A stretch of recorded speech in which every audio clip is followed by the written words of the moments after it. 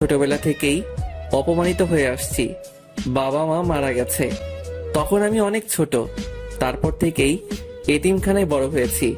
HSC পর্যন্ত সেখান থেকে পড়ালেখা করেছিলাম। কিন্তু যখন আমার বয়স 18 হলো, তারপর তারা আমাকে কিছু টাকা দিয়ে বলল যে এখন থেকে আমি আর এখানে থাকতে পারবো না।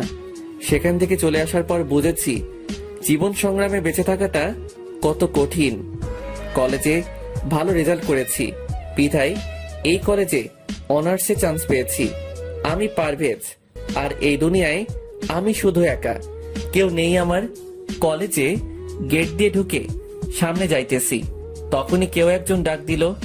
সামনে যাওয়ার পর বলল, কলেজে নতুন নাকি? জি ভাইয়া, নতুন। নাম কি? পারভেজ। তোমাকে দেখে তো ভদ্র মনে হয়, কিন্তু তুমি এই বিয়াদবিটা কি করে করলা? আমি কি করেছি ভাইয়া?